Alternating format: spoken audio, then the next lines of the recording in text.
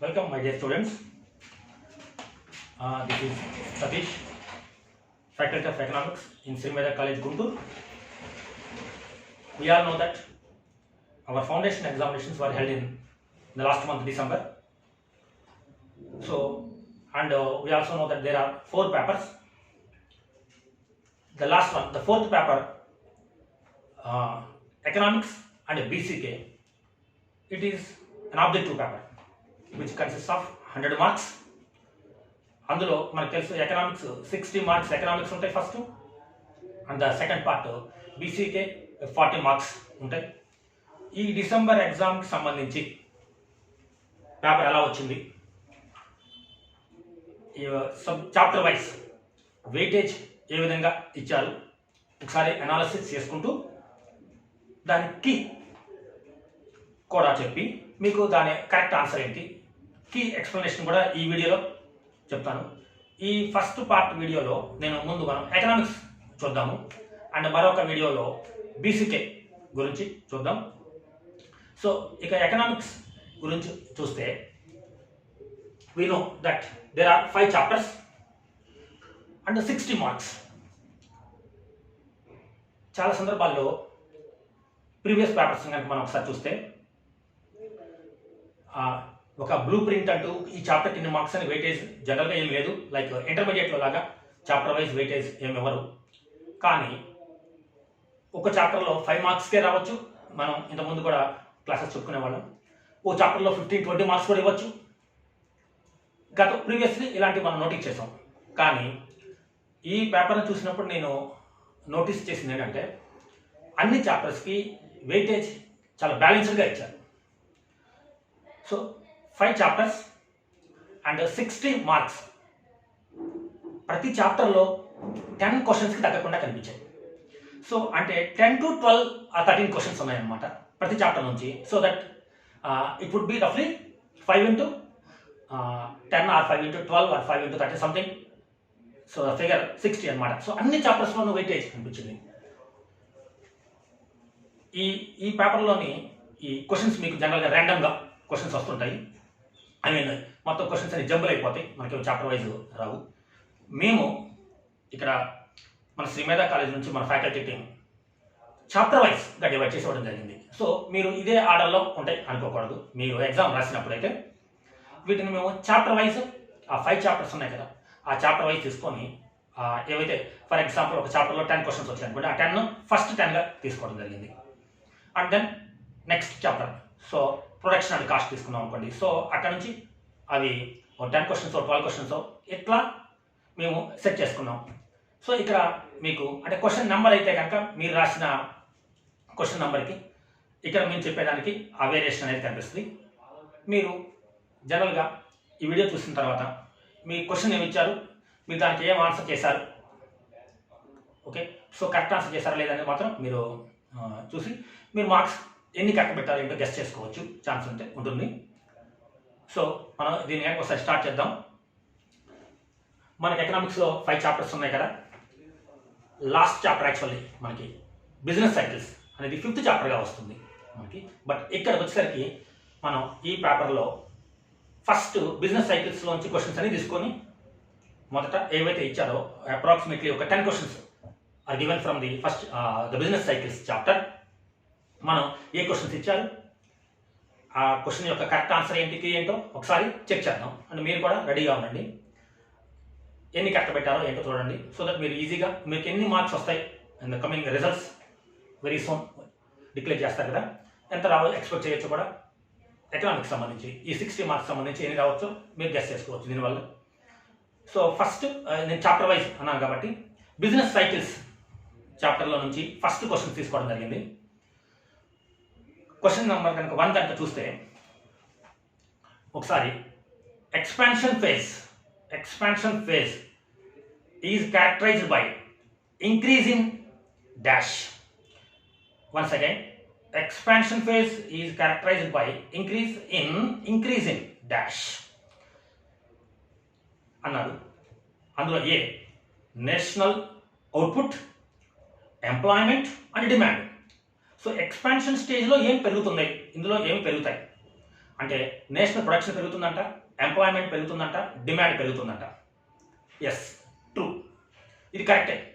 So expansion, when an economy is expanding, production పెరుగుతుంది, national production పెరుగుతుంది, employment పెరుగుతుంది, demand పెరుగుతుంది. ఇది కరెక్టే.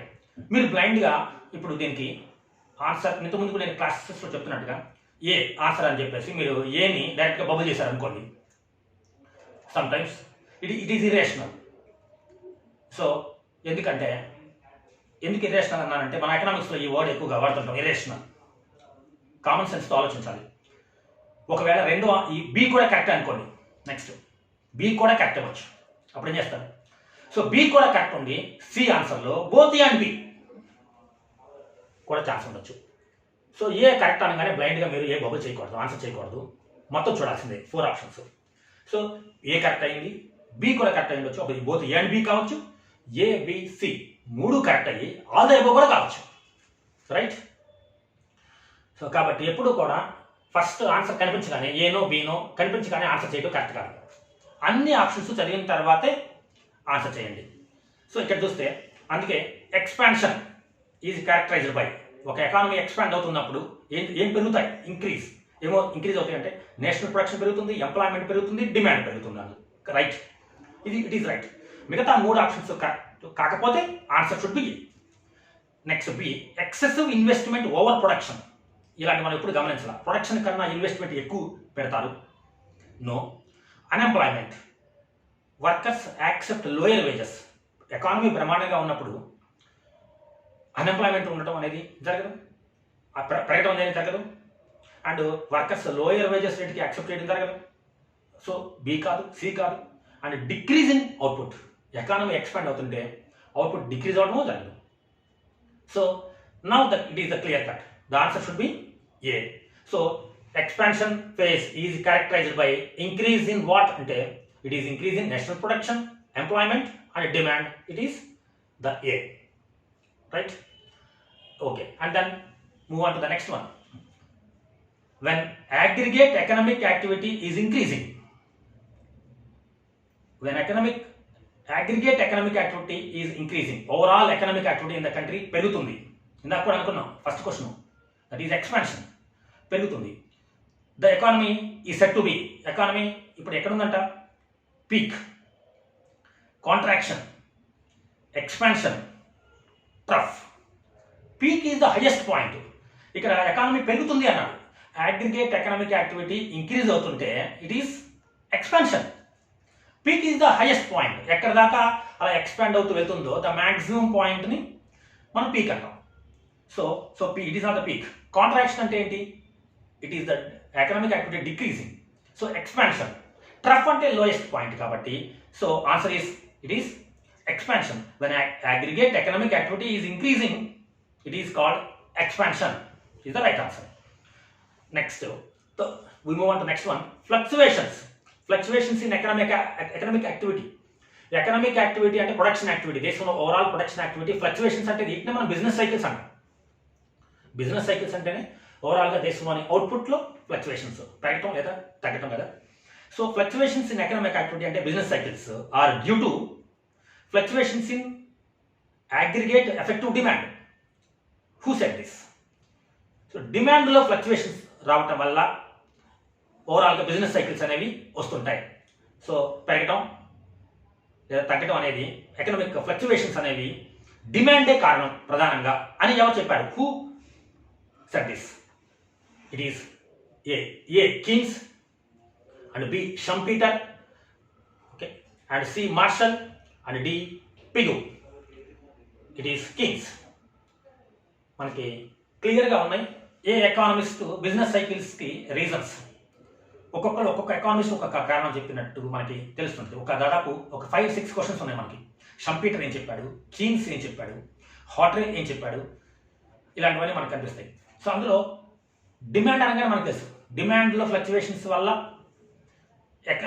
బిజినెస్ సైకిల్స్ అనేవి క్రియేట్ అవుతాయి అన్నది కీన్స్ అని తెలుసు. కాబట్టి it is very straightforward answer అన్నమాట, simple answer, everybody can do it. So it is the key, it is the Keynes, J M Keynes. Next one, which of the following are the variables in the index of leading indicators.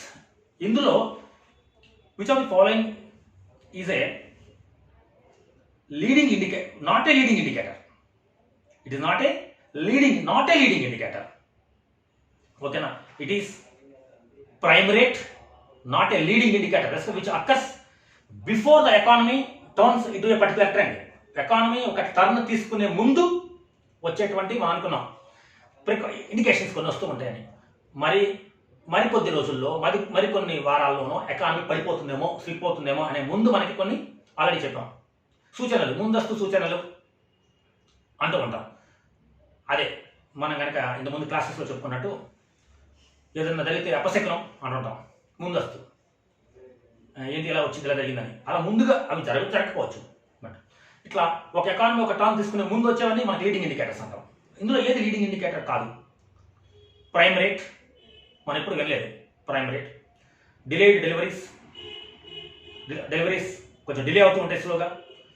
Construction permits, కొత్త buildings లేదా construction కోసం పర్మిట్లు వస్తూ ఉంటాయి, permissions అన్నమాట. New consumer గూడ్స్కి orders వస్తూ ఉంటాయి. మనం delayed deliveries విన్నాము. కన్స్ట్రక్షన్కి పర్మిట్స్ తీసుకుంటూ ఉంటారు, బిల్డింగ్స్ త్వరలో స్టార్ట్ చేయడానికి వీలుగా, అంటే మంచి జరుగుతుంది అనమాట. నెక్స్ట్ బిల్డింగ్స్, కన్జ్యూమర్ గూడ్స్కి కొత్తగా జనాల దగ్గర నుంచి ఎప్పుడైతే పబ్లిక్ నుంచి డిమాండ్ వచ్చిందో అంటే వ్యాపారస్తులు ఆర్డర్స్ పెడుతూ ఉంటారు ప్రొడ్యూసర్స్కి, ఇవన్నీ జరుగుతాయి. ప్రైమ్ రేట్ గురించి మనం ఎప్పుడైనా విన్నామా ఇక్కడ? So it is the option which of the following is not a variable in the for the example of leading indicator అంటే. So prime rate is the example. And then according to dash, according to whom trade cycle is purely a monetary phenomena. So trade సైకిల్స్కి కారణం లేదా business సైకిల్స్కి కారణం money supply, మనీనే కారణం. Money ఎక్కువ ఉందా లేదా money తక్కువ ఉందా, దీనిని బట్టి మనకి బిజినెస్ సైకిల్స్ అని ఎవరు చెప్పారు? Who, according to whom trade cycles is purely a monetary phenomena or money supply is the major reason అని ఎవరు చెప్పారు? కీన్స్. ఆన్సర్ 4 ఆప్షన్స్ చెప్తున్నాను. It is Keynes, no it is not the Keynes. ఎందుకంటే ఇందాకే వచ్చింది మనకు, ఆల్రెడీ చూసాం. Keynes because of the fluctuations in demand, fluctuations in aggregate effective demand వల్ల చెప్పి ఇందాకే మనం వచ్చేసింది కాబట్టి కీన్స్ కాదు. And it is Schumpeter, no it is not the Schumpeter also. Schumpeter innovations వల్ల బిజినెస్ సైకిల్స్ వస్తాయి అంటారు కాబట్టి. So it is Hawtrey, yes it is according to Hawtrey business cycles are due to ఓకేనా money supply in the economy. Okay, so again it is a straight answer. చాలామంది ఈజీగా అందరూ answer, ఇప్పటి వరకు మనం చూస్తే అన్ని అందరూ ఆన్సర్ చేయొచ్చు, అన్ని simple questions almost. And the next one also of course అది కూడా simple, very simple. The term dash refers to the highest point of the business cycle. The highest point of the business cycle. So business cycle expand అవుతున్నప్పుడు,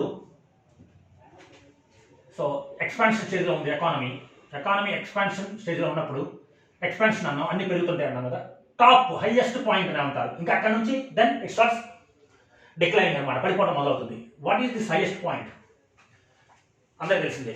it is called టాపే కావచ్చు, కానీ మనం ఇక్కడ టెర్మినాలజీలో ఏం వాడతాం? బిజినెస్ సైకిల్స్ టెర్మినాలజీ చూడాలి. It is the top of course, that highest point. It is expansion, no. టాప్ని ఎక్స్పాన్షన్ అంటారు, మూవ్ అవుతున్నప్పుడు ఎక్స్పాన్షన్ అంటున్నాం.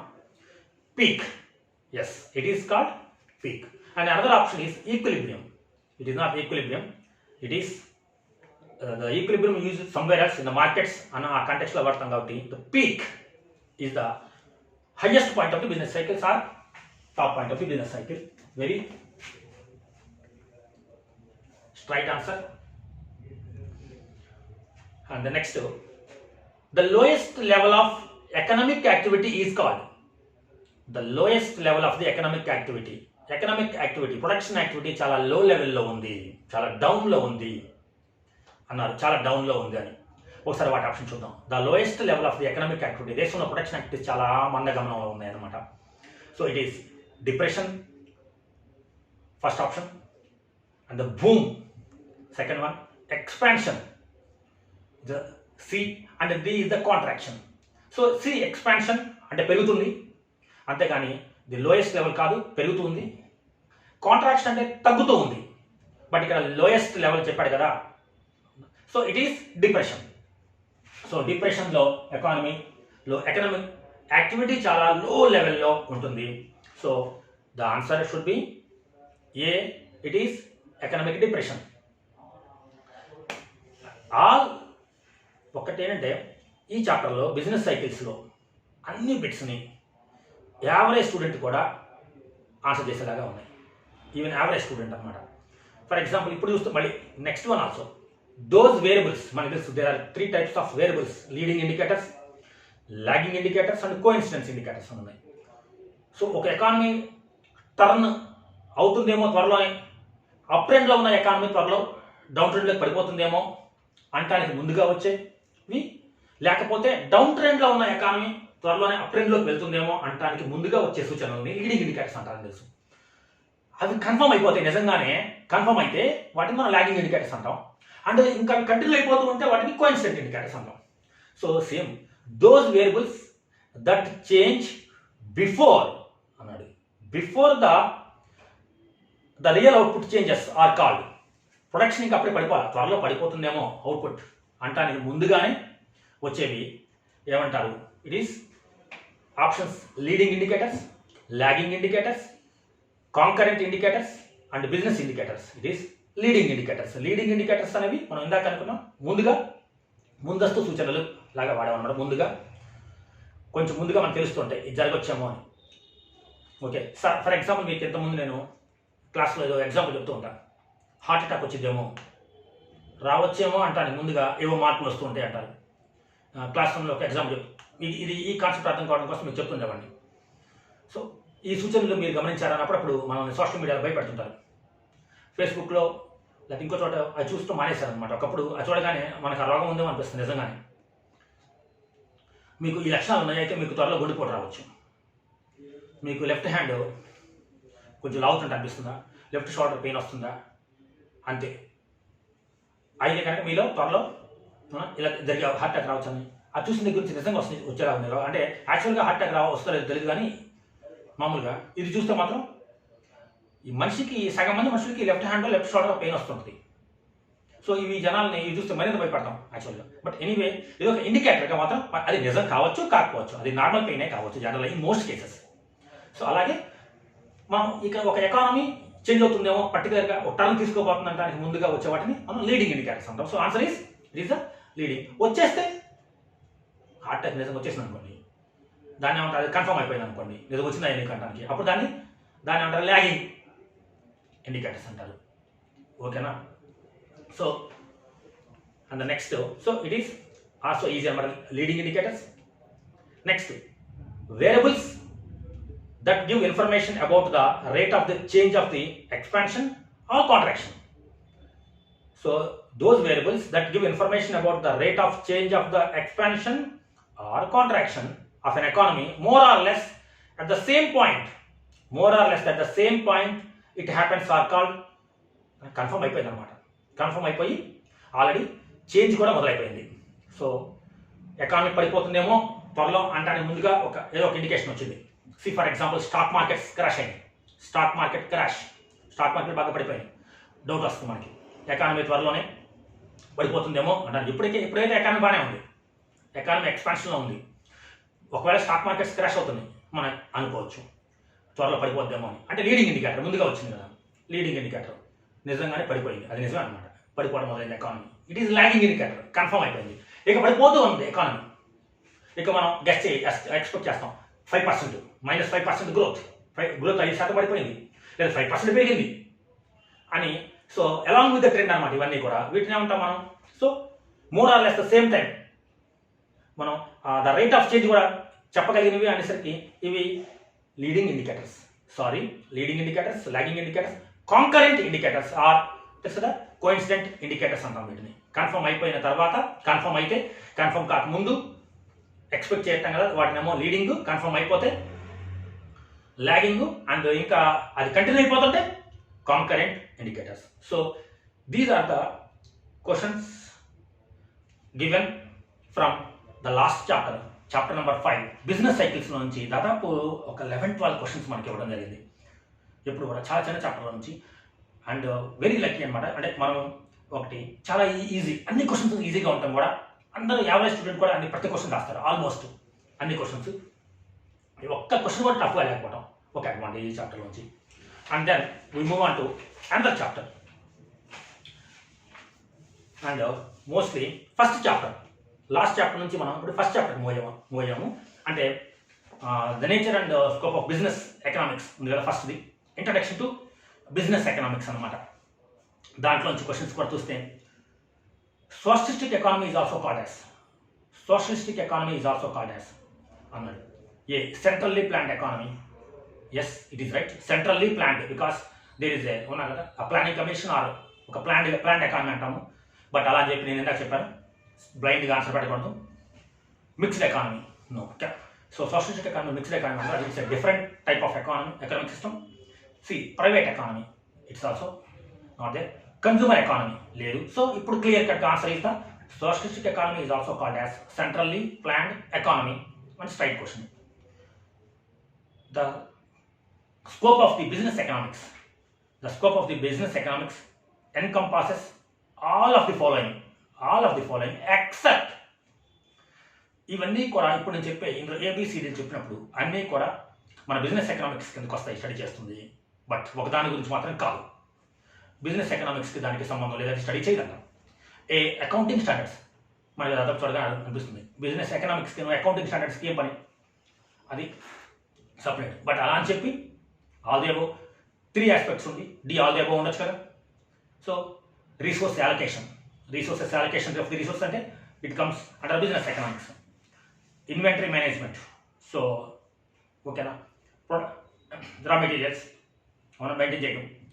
ప్రాఫిట్ అనాలిసిస్, ప్రాఫిటా లాస్, నార్మల్ ప్రాఫిట్సా, సూపర్ నార్మల్ ప్రాఫిట్సా, ఓకేనా. సో లాసెస్లో ఉన్నారా, ఇవన్నీ ఎకనామిక్స్ స్టడీ చేస్తుంది, బిజినెస్ ఎకనామిక్స్. బట్ అకౌంటింగ్ స్టాండర్డ్స్కి బిజినెస్ ఎకనామిక్స్కి ఎటువంటి సంబంధం లేదు కాబట్టి and the answer is very easily it is A accounting standards.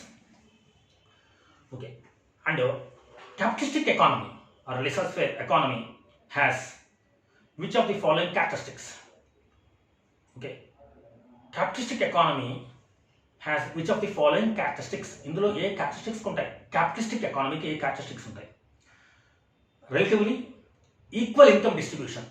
So income inequalities ఉండవంట, ఈక్వల్ డిస్ట్రిబ్యూషన్ ఆఫ్ ఇన్కమ్ ఉంటుందంట. No chance, because it is a capitalistic economy.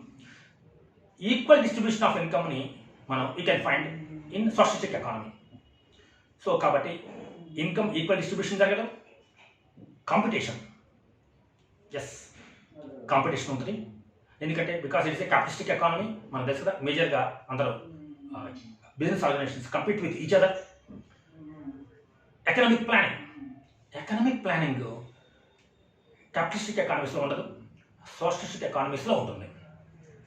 Collective ownership ఇది కూడా సోషలిస్టిక్ ఎకానమీస్లో మనకు కనిపిస్తుంది. రిసోర్సెస్ కావచ్చు, ఆల్ ఆర్ కలెక్టివ్లీ ఉన్నా కదా, government own కాబట్టి ఆటోమేటిక్ పబ్లిక్ ఓన్ అనమాట. So capitalistic economy has which of the following characteristics అంటే ఇట్ ఈస్ కాంపిటీషన్ అనేది. సో క్యాపిటలిస్టిక్ ఎకానమీ యొక్క one of the features. Next, important feature of the mixed economy.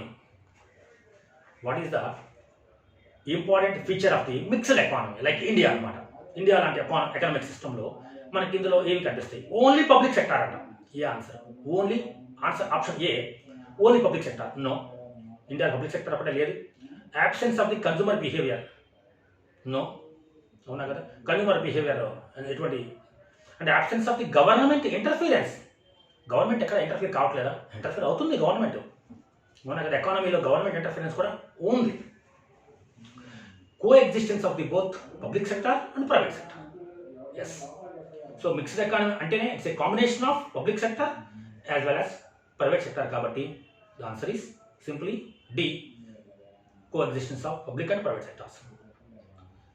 And next, Mrs. Reshma, a CEO of a company, had decided to expand the business by introducing a new product into market. She hires a consultant to guide her for deciding the price of the new product. So deciding the price, determination of the price అనగానే మీకు ఏదో ఒక economics గుర్తొస్తూ ఉంటుంది. ఎకనామిక్స్లో ఏ branch అని? New product, study of the consumer behaviour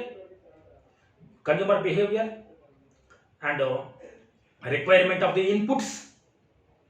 Okay, so and it is what a branch of economics. So deciding the price determination మనకి ఏ ఎకనామిక్స్లో వస్తుందని, and consumer behaviour ఇవన్నీ స్టడీ చేయడానికి మిస్సెస్ రేష్మ తనకి గైడ్ చేయడానికి కన్సల్టెంట్ని అపాయింట్ చేసినంట. సో ఇది ఏ economics కిందకి వస్తున్నాడు? It is applied economics, econometrics, macro economics and micro economics. It comes under micro. మనకి మైక్రో ఎకనామిక్స్లో మనకి product determination of the prices ఎక్కడ చూసాం? Markets. And also consumer behaviour ఎక్కడ చూసాం? So all these come under micro economics. Simple answer again. Okay, which of the following statements is incorrect? Which of the following statement is incorrect about macro economics? Which of the following statement is incorrect about macro economics? అంటే macro ఎకనామిక్స్కి సంబంధించి మూడు కరెక్టే, ఒకటి మాత్రమే wrong అంట. ఇలాంటి ఇంకొంచెం జాగ్రత్తగా చూడాలి. ఓకేనా? ఒకటే రాంగ్ అంటే ఈజీ. ఓకేనా? సో ఒకటే రైట్ అంటే ఓకే, కానీ ఇప్పుడు which of the following statements is incorrect about macro economics? So 3 statements macro economics సంబంధించి కరెక్టే ఉంటాయి, ఒకటి మాత్రమే ఇన్కరెక్ట్ ఉంటుంది. Macroeconomics is the branch of economics that deals with the study of the behavior of the performance of the whole economy. It is right. Macroeconomics whole economy యొక్క behaviour గురించి study చేస్తుంది కాబట్టి ఇట్ ఈస్ రైట్. మనకు కావాల్సింది wrong, incorrect answer కావాలి. Macroeconomics studies the particular market segments of the economy. Macroeconomics studies about the particular market segment గురించి అయితే macroeconomics మనకి స్టడీ చేయదు. అలాగే మనం బ్లైండ్గా అప్లై పెట్టేది. పర్టికులర్ సెగ్మెంట్, ఏ పర్టికులర్ అనే మాట మనకు particular individual, particular product, particular market segment గురించి ఉండదు కాబట్టి ఎనీవే ఇదొక మన ఆప్షన్గా కన్సిడర్ చేయొచ్చు. అలా అని చెప్పి బ్లైండ్గా పెట్టేయద్దు. And the next one is macro economics deals with various issues like national income, income distribution, employment, general price level, money. Yes, it is also right, macro economics. And the third one, macro economics is applied to external issues, external and environmental issues, right? External, not internal. So మిగతా మూడు కాదు కాబట్టి so ఏది macro ఎకనామిక్స్కి సంబంధించి incorrect అంటే macro economic studies అవునా కదా, particular market segments of the economy గురించి అయితే స్టడీ చేయదు కాబట్టి it is incorrect. And we move on to next one. Which of the following is not an example of the micro economics? ఇప్పుడు ఇందాక దానికి reverse అనమాట. Which of the following is not an example of micro economics? ఇందులో ఏది micro economics కిందకి రాదు. The effects of the increase in general price level on living standards. The effect of the increase in general price level అంటే ఏంటి? General price level పెరగడం అంటే inflation పెరగటం వల్ల ప్రజల లివింగ్ స్టాండర్డ్స్ మీద ఉన్న ఇంపాక్ట్ గురించి మైక్రో ఎకనామిక్స్ స్టడీ చేయదు. ఇన్ఫ్లేషన్, ఓవరాల్ లివింగ్ స్టాండర్డ్స్ అనేవి జనరల్ కాబట్టి ఇది మ్యాక్రో కిందకి వస్తుంది. It is the right answer. అదే టైంలో మనం ఏం చేయాలి? మిగతా ఆప్షన్స్ ఒకసారి చూద్దాం. The effects of increase in steel imports of the country, పర్టికులర్గా స్టీల్ ఇంపోర్ట్స్ గురించి. Steel imports, not the India's imports. Micro. The effects of the increase in the wages in the automobile industry. No. Again ఇది కూడా micro కిందకే వస్తుంది. And determination of the wages, factor prices, the effects of the increase in the real estate prices on the location of a particular industry. So అన్ని micro కిందకి వస్తున్నాయి, పర్టికులర్గా స్పెసిఫిక్గా చెప్తున్నారు. బట్ ఫస్ట్ దాంట్లో the effects of the increase in the general price level on the living standards, it comes under macro. కాబట్టి micro economics సంబంధించింది కాదు కాబట్టి answer is generally A. And next, microeconomic theories. Microeconomic theories deals with which of the following? ఇందులో ఏది micro economics deal చేస్తుంది, theories deal చేస్తాయి. Production and cost analysis, right. Production analysis and cost analysis comes under micro economics. And మిగతా 3 రంగా ఉండాలి. Government పాలసీస్కి micro ఎకనామిక్స్కి సంబంధం లేదు. And total consumption of the country సంబంధం లేదు. సోషల్ అండ్ పొలిటికల్ ఎన్విరాన్మెంట్ ఎటువంటి సంబంధం లేదు. So answer is simply A micro economic theories deals with production and cost analysis. Next one.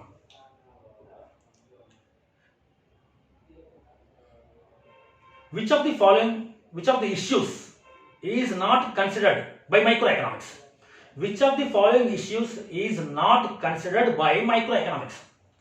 Production and cost analysis. ఇప్పుడు చూసాం, study చేస్తుంది. Demand analysis and forecasting, demand forecasting ఖచ్చితంగా study చేస్తుంది. Accounting standards, మళ్ళీ accounting స్టాండర్డ్స్కి micro economics issues deal చేసే ఇష్యూస్కి సంబంధం లేదు. అంటే రిసోర్సెస్ అలొకేషన్ స్టడీ చేస్తుంది. కాబట్టి ఇట్ ఈస్ సింప్లీ ఓకేనా. Which of the following issues not considered by the micro economics అంటే it is accounting standards.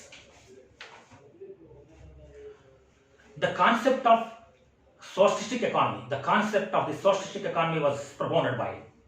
So socialistic economy అనే కాన్సెప్ట్ని ఎవరు ప్రపోజ్ చేశారు, ఎవరు ఇంట్రడ్యూస్ చేశారు? It is Alfred Marshall, Loyal Dean, Albert Einstein. అసలు Albert Einstein ఎక్కడాడు, అవునా, ఫిజిక్స్ నుంచి తీసుకొచ్చి ఇక్కడ పెట్టారు. Karl Marx and Frederick Engels. So Alfred Marshall కాదు, లోయల్ డీన్ కాదు, ఆల్బర్ట్ ఐన్స్టీన్ కాదు, it is Karl Marx and Frederick Engels. ఓకేనా. ప్రపోజ్ సోషలిస్టిక్ ఎకానమీ అనే కాన్సెప్ట్ని ఇంట్రడ్యూస్ చేసినటువంటి వాళ్ళు. కాబట్టి అగైన్ స్ట్రైట్ ఫార్వర్డ్ క్వశ్చన్ అనమాట. ఓకేనా. One of the demerits of the capitalistic economy that it leads to the formation of capitalistic economy కనుక continue అయితే చివరికి అది అల్టిమేట్గా దేనికి లీడ్ చేస్తుంది? డియోపలీస్కి లీడ్ చేస్తుంది. డియోపలీస్కి లీడ్ చేస్తుందా, అలిగోపలీస్కి లీడ్ చేస్తుందా, మోనోపలీస్కి లీడ్ చేస్తుందా, పర్ఫెక్ట్ కాంపిటీషన్ లీడ్ చేస్తుందా? యాక్చువల్లీ పర్ఫెక్ట్ కాంపిటీషన్ ఉండాలి, ఫెయిర్ ప్రైసెస్. కానీ capitalistic economy ultimately leads to monopolies. So and which leads to consumer exploitation. చివరికి ఒక్కళ్ళే మిగులుతుంటారు అన్నమాట చివరికి. So capitalistic economy leads to monopolies. And then a market structure where there is only a single buyer and single seller. Buyer ఒకడే and seller ఒకడే. And as of now మనకి we know that if there is a single seller or single producer in a country, it is monopoly. And విచిత్రంగా and strangely seller is one, okay, and buyer is also one buyer and one seller. అంటే ఓకేనా, ఒక్కడే production చేస్తున్నాడు, అదంతా కొనేవాడు కూడా దేశంలో ఇంకొకడే ఉన్నాడు. Entire production produced by a single firm is bought by another single firm. ఒక బయర్ ఒక సెల్లర్ ఉంటే దీన్ని ఏమంటాం మనం? ఇట్స్ డియోపలియా? No. It's oligopoly? No. It's monopoly? No. ఇవన్నీ మనకు తెలిసినవే. It is bilateral monopoly or monopsony. ఓకేనా, బైలాటరల్ మోనోపలి లేదా దీన్ని మనం మొనాప్సనీ అంటాం. Next, lower price in railways.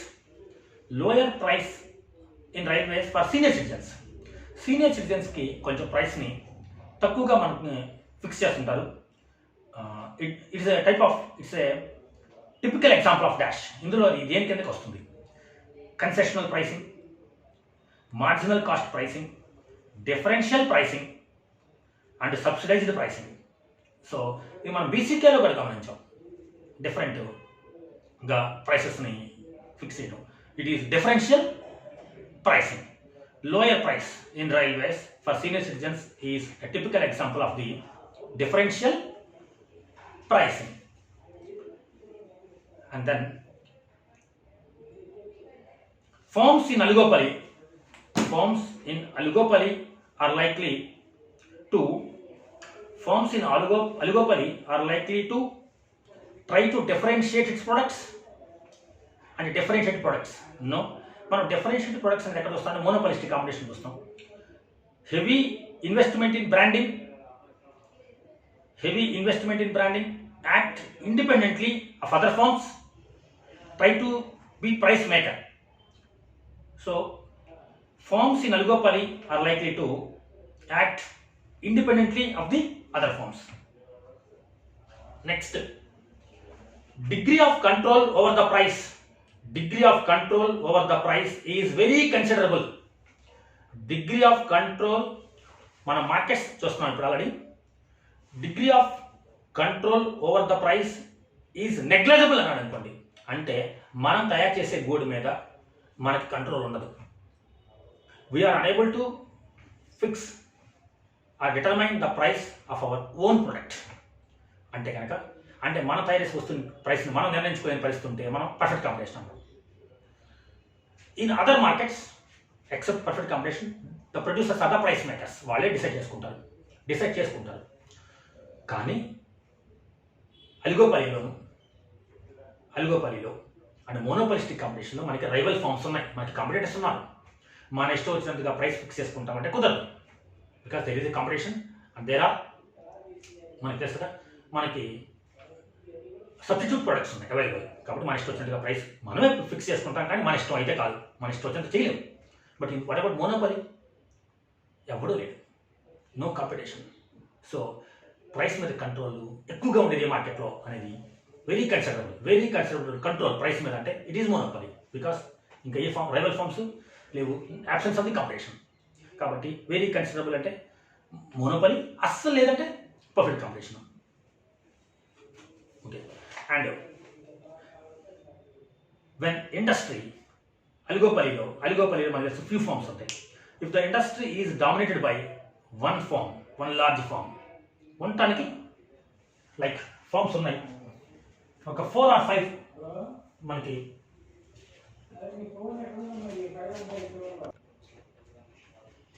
Okay. When industry is dominated by one large firm, అలిగోపలిలో మనకి ఫ్యూ ఇండస్ట్రీస్ ఉంటాయి, 4, 5, 6 ఉండొచ్చు.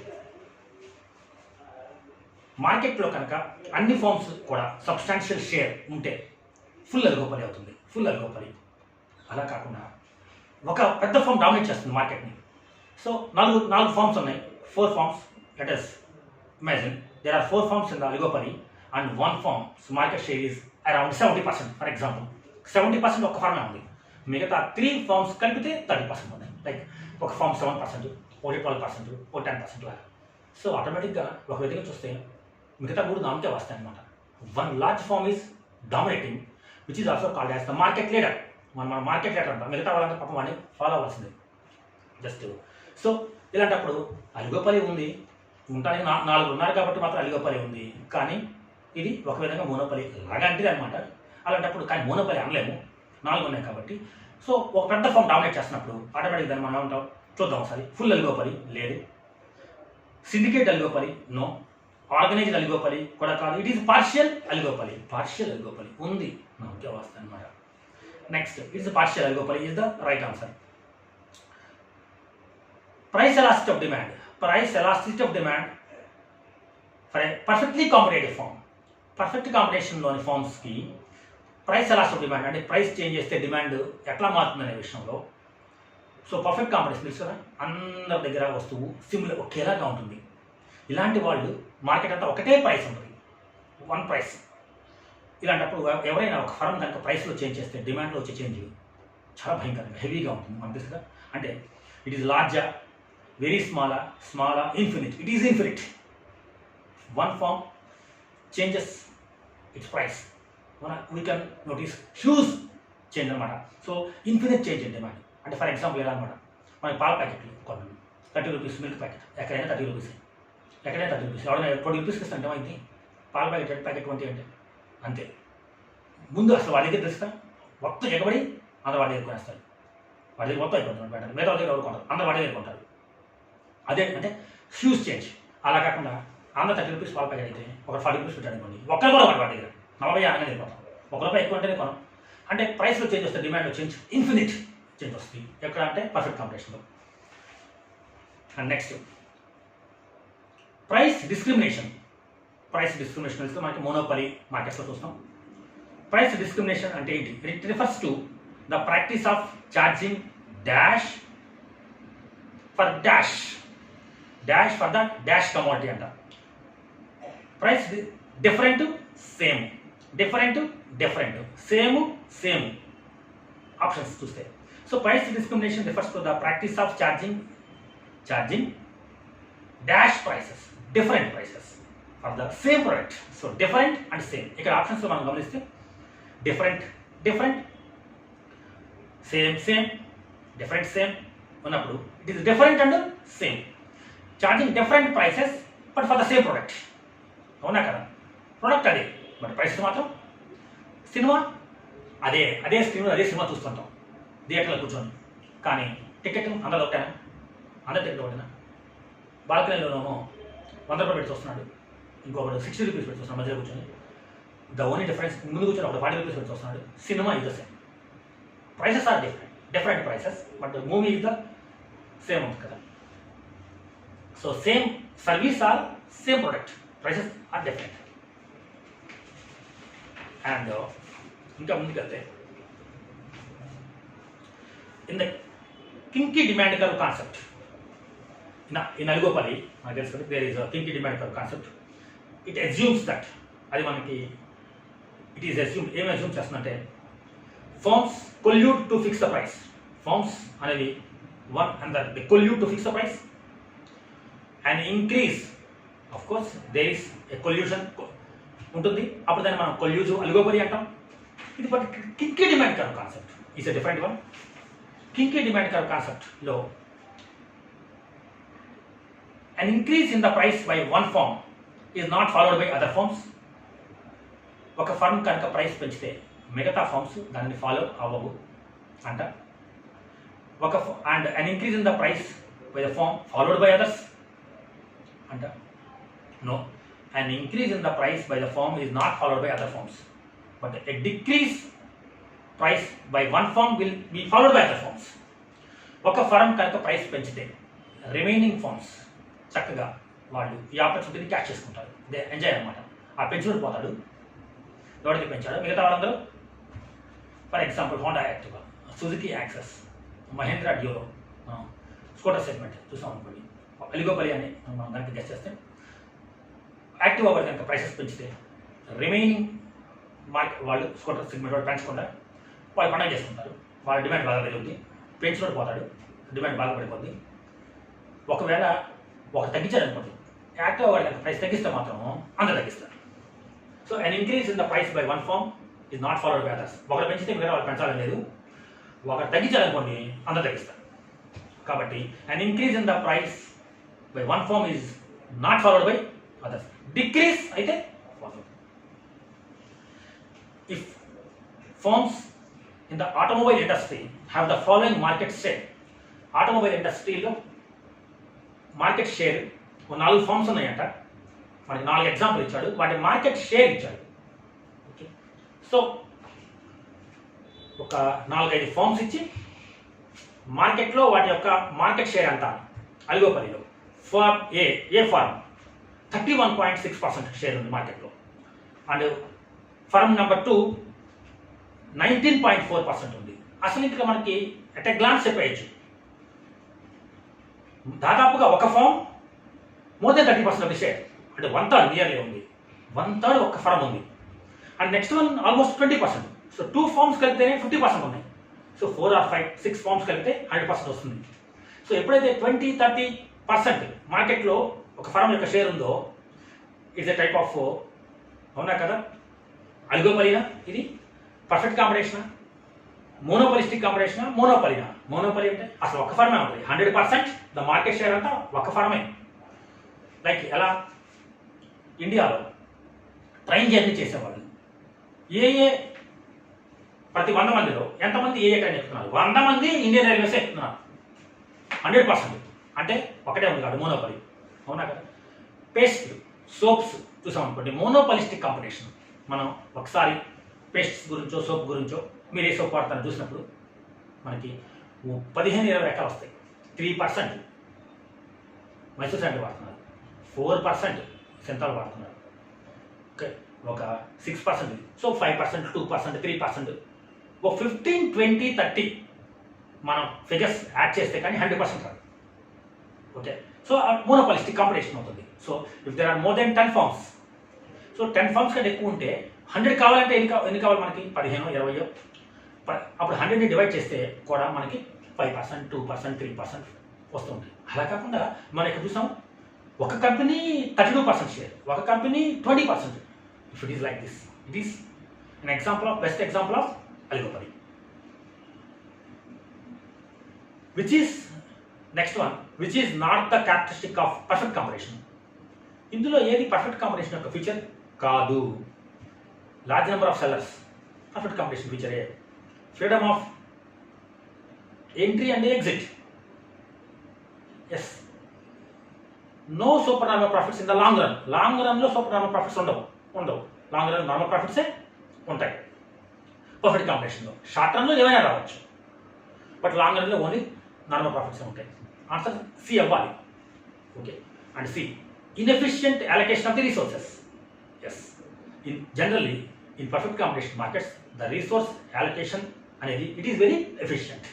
కాబట్టి inefficient allocation of the resources అనేది సాధ్యం కాదు. సో ఇది పర్ఫెక్ట్ కాంబినేషన్ ఫీచర్ అయితే, inefficient utilization of the resources అయితే, allocation of the resources అయితే కాదు. Which of the following is not an important factor which determines the demand? మనకు తెలుసు కదా, డిమాండ్ డిటర్మినెంట్స్ ఉన్నాయి. There are certain factors which decide the demand. మనం చెప్పుకుంటుంటే ఇప్పుడు ఇంటర్మీడియట్ నుంచి కూడా important question. The factors which decide the demand, the price of the good, the price of the commodity, and the income of the consumers, it will also decide. And the taste and preference of the buyers also decides. So answer should be D అయి ఉండాలి, ఎందుకంటే ఈ మూడు decide చేస్తాయి, ఒక గూడ్ యొక్క డిమాండ్ని decide చేస్తాయి కాబట్టి. అండ్ అయి ఉండాలి. And education qualification of the sellers buyers. Education మనం ఎప్పుడైనా చదువుకున్నాం అవునా. సో ఎడ్యుకేషన్ క్వాలిఫికేషన్ ఒక వస్తువు యొక్క డిమాండ్ని డిసైడ్ చేస్తుంది. సో కాబట్టి వెరీ ఈజీగా దీన్ని కూడా మనం ఆన్సర్ చేయొచ్చు. And next, the term demand refers to, demand definition అనమాట స్ట్రైట్గా చెప్పాలంటే, refers to the demand of the money, the need of the commodity, the need for services, and the quantity of the good that the buyers are willing and able to purchase at various prices during a given period of time. It is the straight definition anamata. And the term demonstration effect was coined by, the term demonstration effect was coined by. Okay, so మనకి డిఫెన్ goods లేదా Robert డిఫెన్ effect తెలుసు, అది for తెలుసు కదా. Inferior goods విషయంలో against the law of demand ఉంటుంది. Price పెరిగితేనే inferior గుడ్స్ని ఎక్కువ కొంటారు జనాలు, ప్రైస్ తగ్గితే తక్కువ కొని ఉంటారు, against the law of demand అని. వెబ్లెన్, సో థొరాస్టన్ వెబ్లెన్ గూడ్స్ తెలుసు, ప్రెస్టేజ్ గూడ్స్ మనం అనుకుంటాం.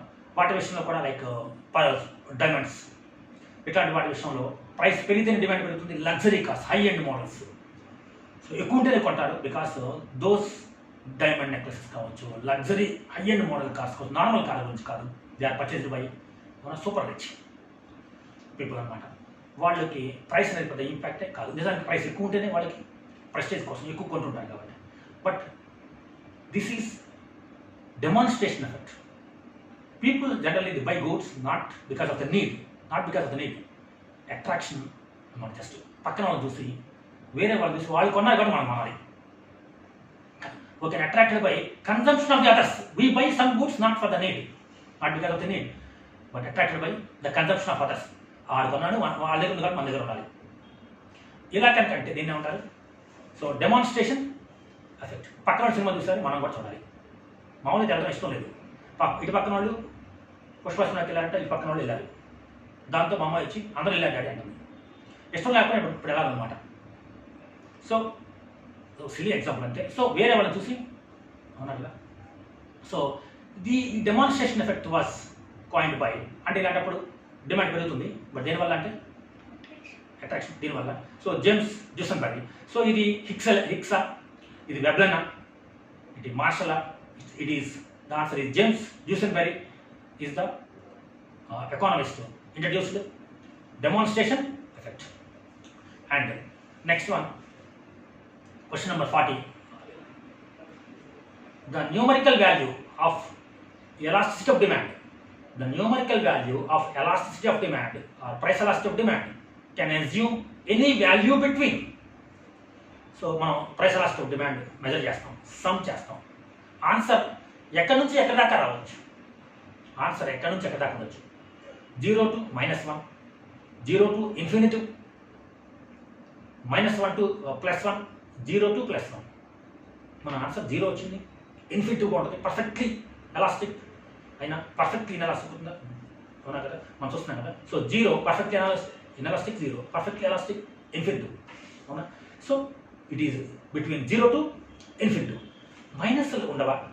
యాక్చువల్లీ మనకు తెలుసు కదా, signs are ignored while measuring the price elastic demand.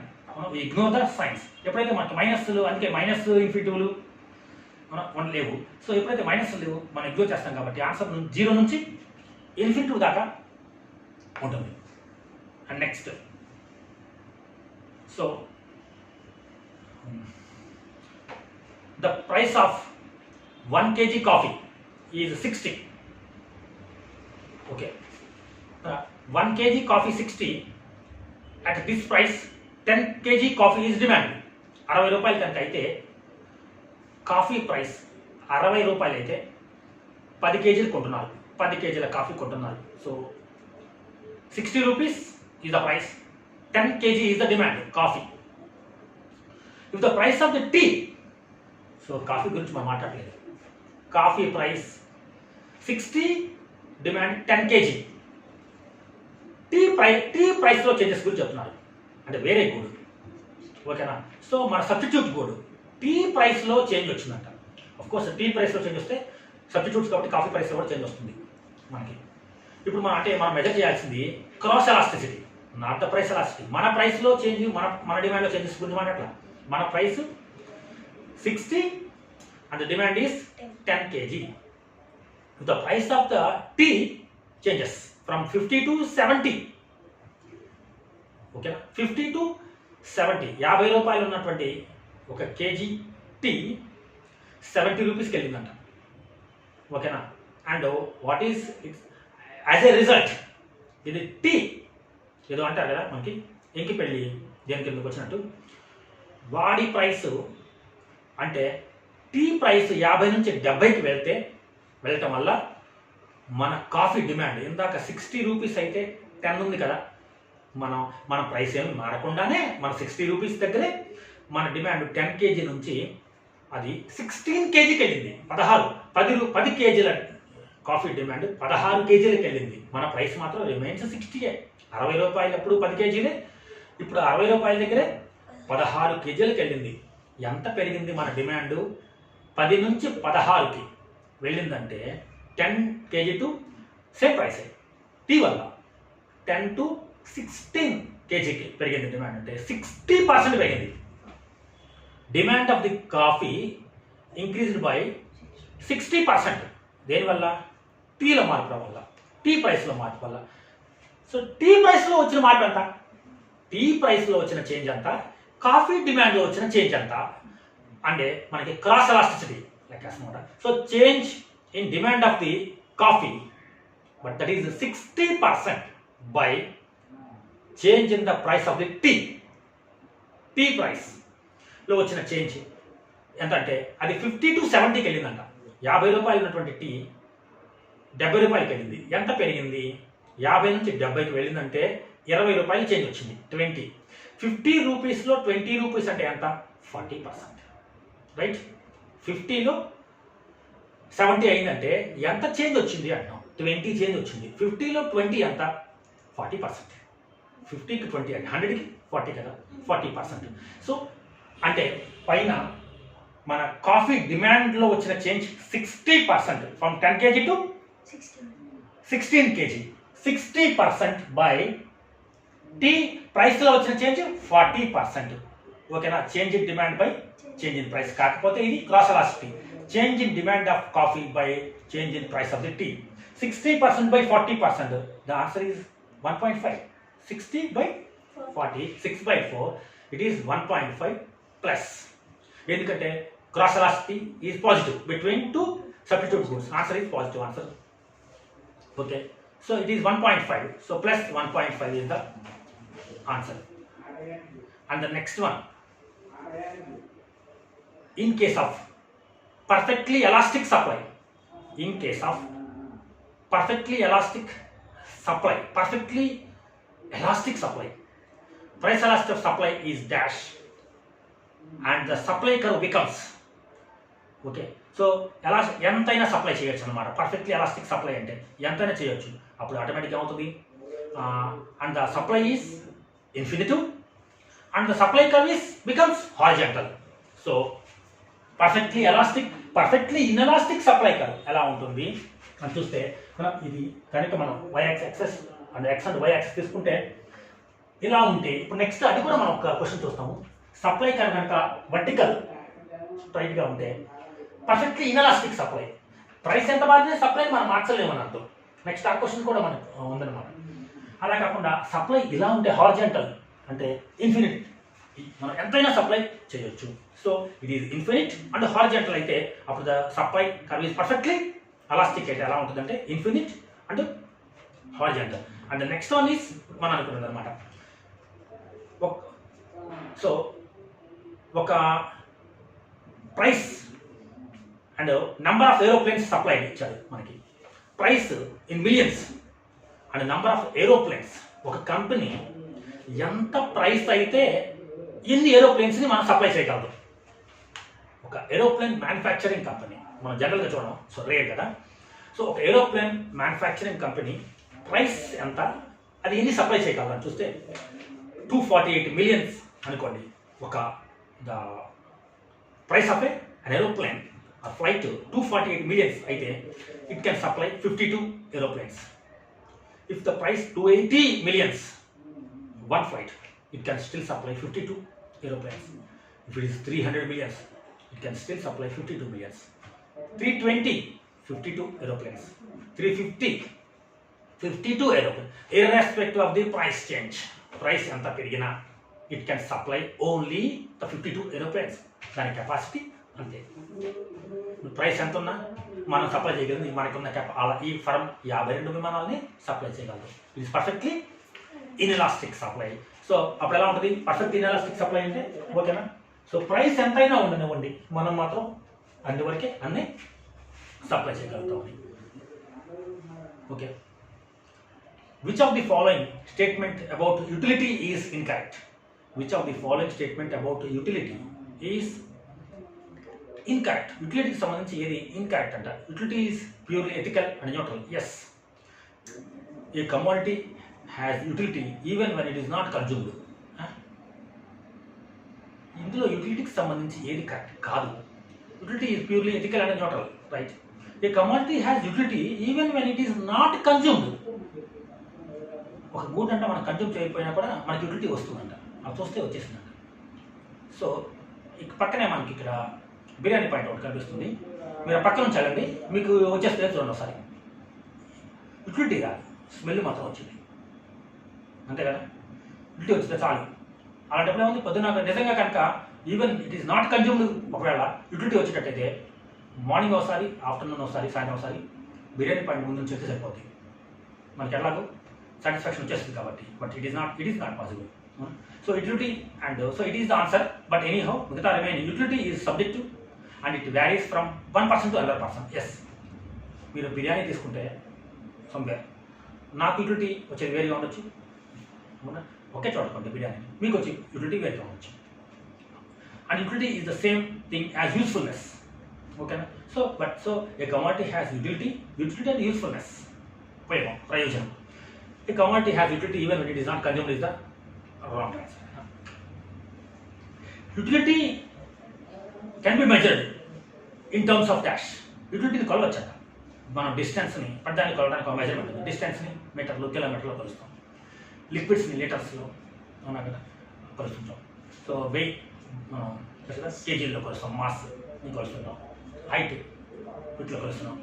But యూటిలిటీని కొలవచ్చా? సాటిస్ఫాక్షన్, ఆ సైకలాజికల్ సాటిస్ఫాక్షన్ కొలవచ్చా? దానికి ఏమైనా ఉన్నాయా? ఎస్, ఏమన్నా చూద్దాం. It is points, no points కాదు. ఇట్ ఈస్ యూనిట్స్ లాంటిదే, అవునా కదా. అండ్ మనం ఎలక్ట్రిసిటీ యూనిట్స్లో కొలుస్తున్నాం మన ఇంటికి దశగా. అండ్ నంబర్స్ కాదు. It is utils. Yes, utils. Utility can be measured in terms of utils. Okay, next one, a shift in budget line. A shift in budget line. Budget line shift అవుతుందంట. Budget line shift. A shift in budget line occurs when prices of the two goods remain constant. So మనకి budget line ఉంది, two goods మనం various కాంబినేషన్స్లో ఎంతవరకు మనకున్నటువంటి ఇన్కమ్తో కొనవచ్చు. ఇప్పుడు ఆ బడ్జెట్ లైన్ షిఫ్ట్ అవుతుంది, బట్ గూడ్స్ ప్రైసెస్ సేమే ఉంది. So X and Y goods తీసుకుంటే రెండు ప్రైసెస్ సేమ్ ఉన్నాయంట, ప్రైసెస్ మారలేదు. కానీ బడ్జెట్ లైన్ ఇంకా అట్లా షిఫ్ట్ అవుతుందంటే మనం we can buy more goods, we can buy more, but prices are same. అంటే ఏం పెరిగి ఉండాలి? ఓకేనా, చేంజెస్ ఇన్ ఇన్కమ్. మన ఇన్కమ్ పెరిగితే ఆటోమేటిక్గా మన బడ్జెట్ లైన్ ఏమవుతుంది? మనం we can buy more goods even the price are the same, so that the budget line shifts right first. And move on to another one. At the point of saturation, in the law of diminishing marginal utility,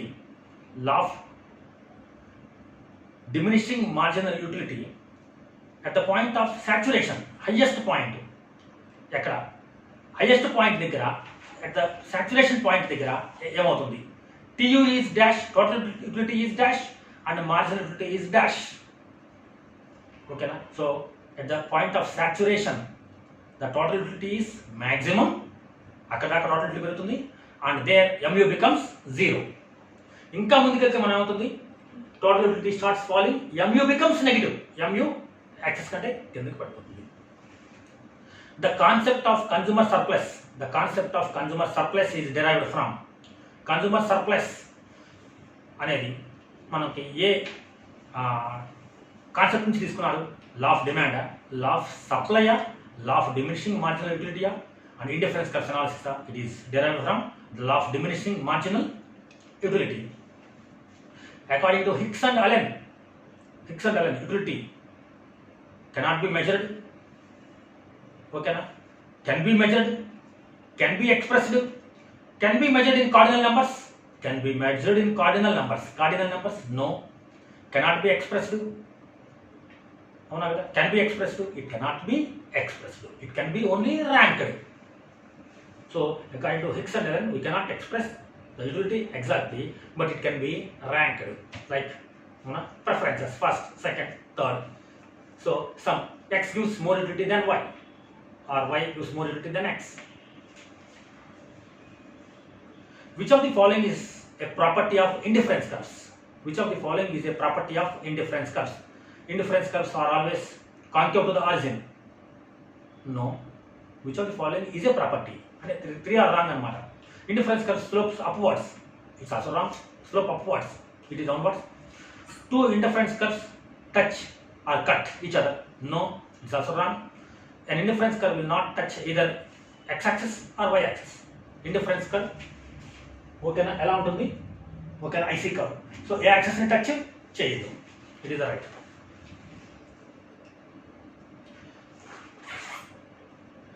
Average revenue curve is also called as. The firm's demand curve, total revenue curve, marginal revenue curve, or quantity curve. Average revenue curve is also called as demand curve. In all market structures, it is also called as the demand curve. And the next one,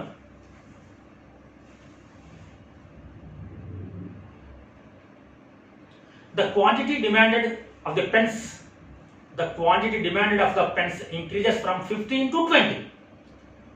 So demand 15 నుంచి 20 కి పెరిగింది. If there is a 25% decrease in the price, if the price initially is 20 per pen, then what is the marginal revenue resulting from an increase in the quantity demanded of the pens from 15 to 20? So 25% decrease అయితే price 20 ఉండేది. 20 ఉండే price 25% తగ్గితే 20 ఉండే price 25% తగ్గితే 15కి వస్తుంది. 20లో 25% అంటే ఎంత? 5. It becomes 15. So 20 15 అవుతుంది, 15 20 అవుతుంది డిమాండ్. 20 ఉన్న ప్రైస్ 15 అవుతుంది, డిమాండ్ నుంచి 15 నుంచి 20కి వస్తుంది. సో 15 into 20, 20 into 15 అవుతుంది. రివర్స్ అయ్యి ఓకేనా. So 20 into 15 300, 15 into 20 300, the revenue becomes the same revenue. ఓకేనా. So marginal revenue will be 0. Okay. So 15 to 20 demand, price ఏమో 20 to 15, మల్టిప్లై చేయండి. 15 into 20, 20 into 15, 20 into 15 becomes 300, 15 into 20 becomes 300. So revenue is the same, okay, even though. So it becomes, the marginal revenue will be 0. So these are the questions from economics. Okay, so ఒకసారి check చేసుకోండి. And next మనం మరొక వీడియోలో BCK questions, దాని ఏ questions వచ్చాయి BCK నుంచి, దాని కీతో మళ్ళీ ఒకసారి మనం మీట్ అవుదాం.